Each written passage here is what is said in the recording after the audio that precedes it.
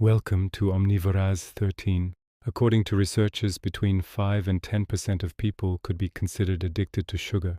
Some even compare it to cigarettes or to much stronger drugs. But is sugar really addictive, or is that just an exaggeration? Let us find out. Think for a moment about what you eat in a normal day. Cookies, chocolate spread, sodas, these are all loaded with sugar. A single box of cookies can contain the equivalent of 5 or 6 sugar cubes. One can of soda, 6 cubes. And in a small jar of spread you could be looking at 20 cubes of sugar. But here's the surprise. Even foods that do not taste sweet, like sausage, sliced bread, pizza, or even cassoulet, contain sugar too. Why is there sugar in savory food?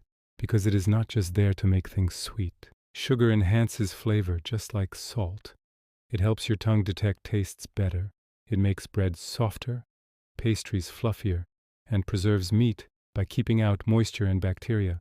That is why the majority of processed foods on supermarket shelves, up to 77%, contain some form of sugar.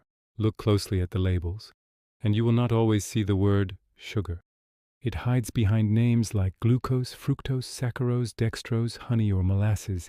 It is all sugar, added during production, and little by little, it becomes part of nearly everything we eat.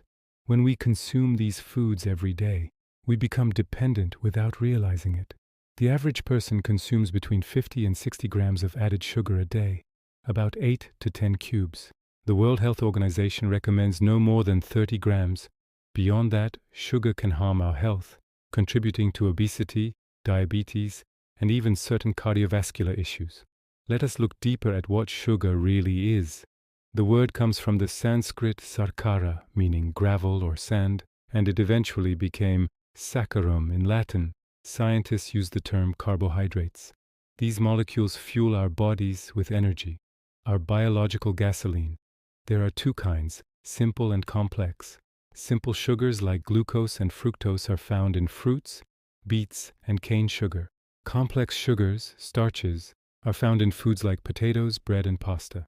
When we eat simple sugars, they quickly enter the bloodstream, causing a sharp rise in blood sugar, followed by a rapid drop.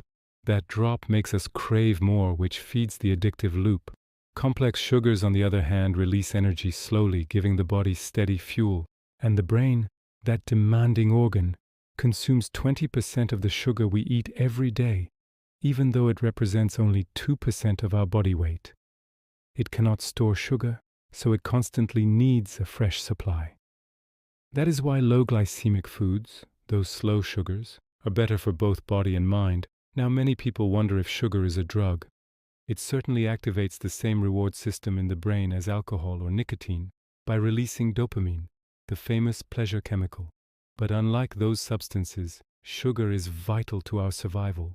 Our cells need it. And even though cutting sugar might make you feel tired or irritable, you will not experience the same withdrawal symptoms you would with drugs. So yes, sugar can cause addictive behaviors, but it is not a narcotic. You can breathe easier. Being a sugar lover does not make you a junkie. Still, understanding how it affects us helps us make smarter choices. And before we wrap up, here is something curious. In France, 92% of sugar sold comes from beets, naturally white, while most of the world uses cane sugar, which is brown. One artist, Brendan Jameson, even uses white sugar cubes to build sculptures. He once created a model of the Tate Modern Museum using 250,000 sugar cubes. It is fascinating how something so small, so sweet, can shape our habits, our health, even our art. If you enjoy uncovering hidden truths about everyday life, make sure to follow Omnivoraz 13 to stay updated every day and keep me motivated to keep making videos. Thank you for watching, and remember, sweetness is good, but awareness is better.